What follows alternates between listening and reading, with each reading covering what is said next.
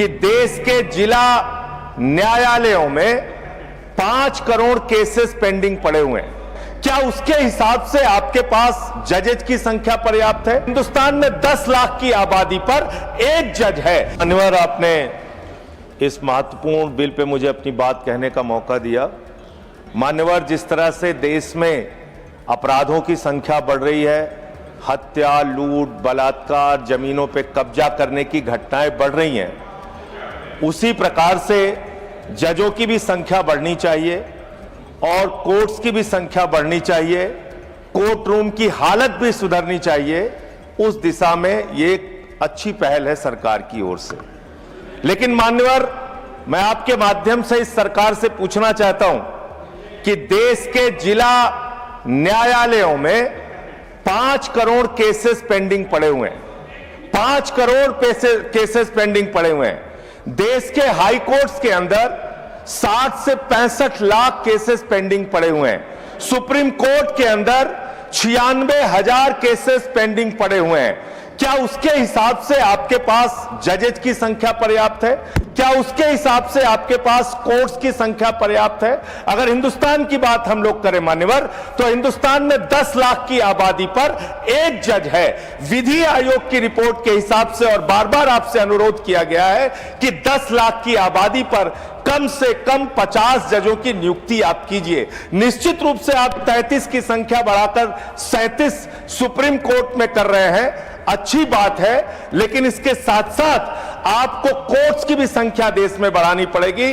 और जो आज आबादी के मुताबिक जजों की संख्या है, हर स्तर पे उसको भी आपको बढ़ाना पड़ेगा।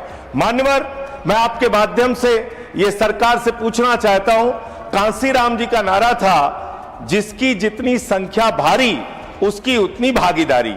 आज मैं बड़ी विनम्रता पूर्वक आपसे पूछना चाहता हूं, सुप्रीम कोर्ट के जजेस में कितने पिछड़े समाज से हैं, कितने दलित समाज से हैं, कितने आदिवासी समाज से हैं, कितने समाज के वंचित तबके से आते हैं?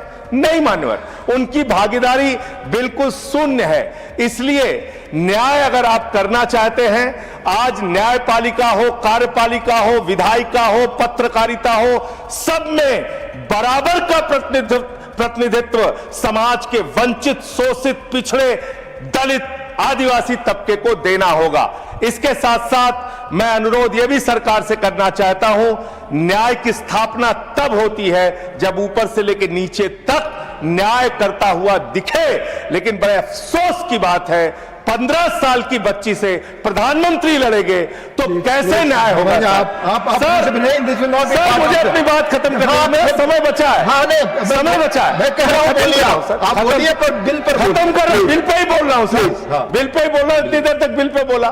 सर, मेरा अनुरोध ये है कि सरकार ऊपर से लेकर नीचे तक न्याय करती हुई दिखे। 15 साल की बच्ची से प्रधानमंत्री को नहीं करना चाहिए, बहुत ही दुर्भाग्यपूर्ण है। 15 साल की बच्ची को 15 साल की बच्ची को कैसे करेंगे? कब का? धन्यवाद। माननीय सदस्यगण, आपको मालूम, प्लीज बोल। जी, संजय सिंह जी पहली बार किसी गवर्नमेंट बिल को समर्थन दिया है और अच्छा पहल है बोला है, अच्छा लगा। प्लीज, झूठ सब संसदीय है, झूठ संसदीय है। संजय जी बैठ जाइए, आप बैठ जाइए, उन्हें बोलने दीजिए। मैंने आपको तारीफ इसलिए किया क्योंकि आपने बिल को अच्छा पहल बोला। दूसरी बात, उन्होंने SC ST रिजर्वेशन जुडिशरी में बताया, ये अपॉइंटमेंट नोटिफिकेशन सरकार जरूर करते हैं, नाम तय तो कॉलेजम करते हैं। वहां SC ST का नाम अगर कॉलेजम नहीं भेजेंगे, सरकार अपने आप से नाम ढूंढ करके अपॉइंट कर नहीं सकता है। इसलिए कहीं गलत मैसेज ना जाए कि सरकार SC ST का अनदेखा किया गया है, गलत मैसेज ना जाए, इसलिए मैं स्पष्टीकरण करने के लिए खड़ा हुआ। धन्यवाद। माननीय सदस्यगण, प्लीज नो प्लीज। माननीय सदस्यगण, मेरा आप सबसे निवेदन है, एक मेरा आप दोनों बैठ जाए, it is not going on record. No, नहीं।